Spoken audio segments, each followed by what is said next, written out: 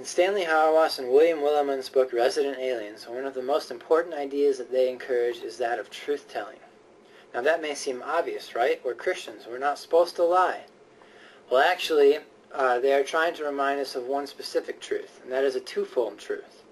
One, that Christianity is not about helping people, and two, that it is about following Christ. Now that first part may come as a surprise to some people, that it is not about helping people. Well, what I'm saying is that Christianity is not about helping people go about their lives in America. It is not about helping people live secular lives, and it is certainly not about making people feel good, helping people to feel good. It is, however, like I just said, about following Christ. And when we learn to follow Christ, we can learn how to help people properly, the way Jesus would have us help them. Now, with truth like that, truth-telling has two implications. One is intra-church.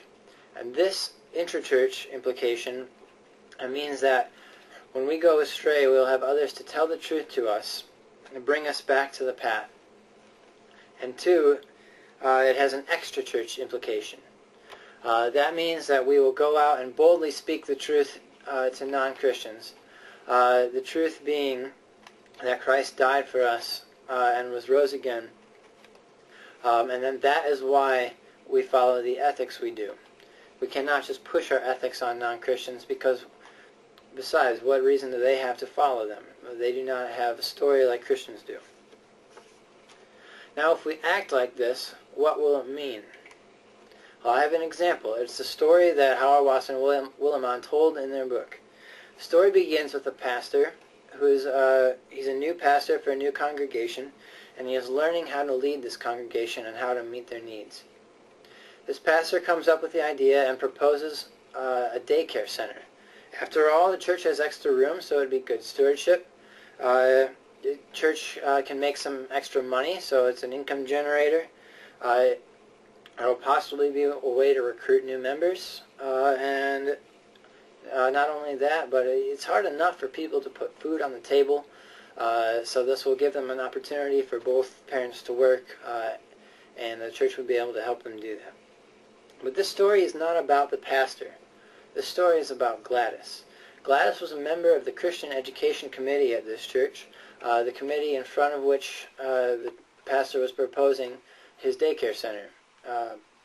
Gladys had the boldness to stand up and challenge her pastor because, she said, the people that they would be serving are not the poor folk. They're not the people who would have trouble putting food on the table.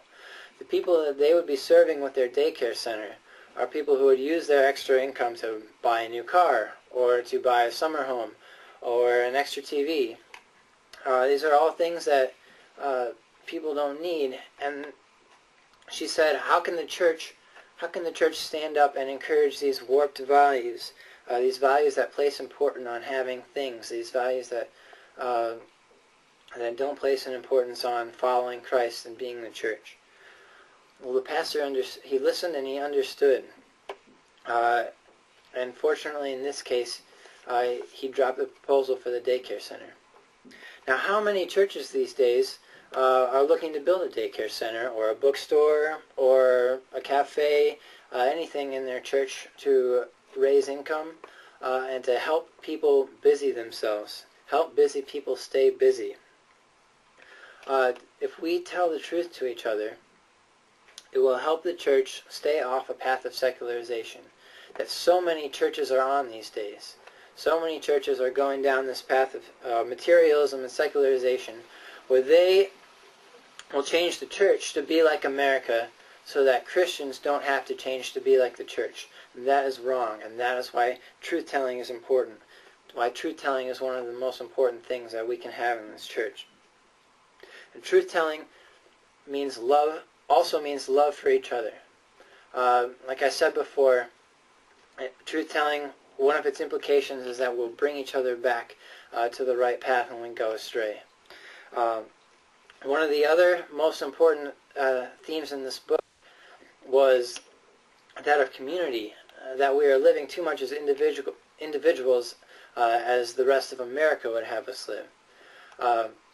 But if we tell the truth to each other in this way, we will be sure to love each other in a greater sense, because those of us who are too afraid to let known our shortcomings because of judgment, too afraid of being judged, will see that others are just like us, and will be encouraged to be more open with everyone else.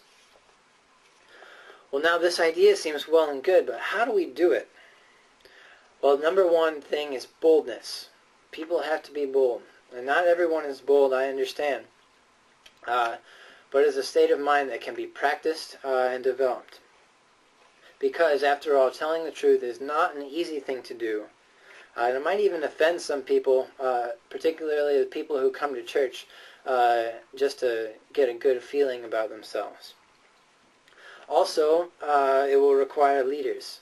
Leaders, both pastors and congregation, but people who are not afraid to step up and tell the truth to each other and to the pastors and to the congregation. Like I said, some people are going to judge people who tell the truth. Some people are going to be offended by the people who tell the truth. But if this is a habit that comes up and some people are willing to take the first blows, people are willing to be the first people to be bold and stand up, then eventually the church will heal and become a better community.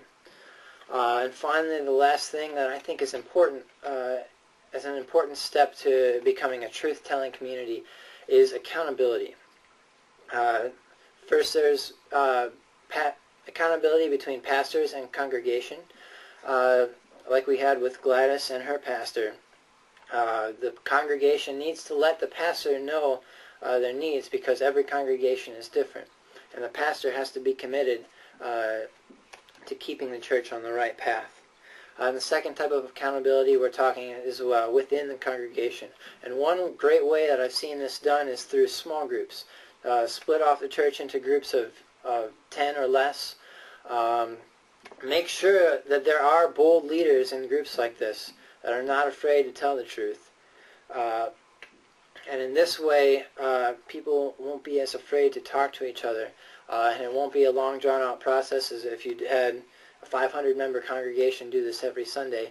You do it instead in small 10-member groups, or maybe in addition.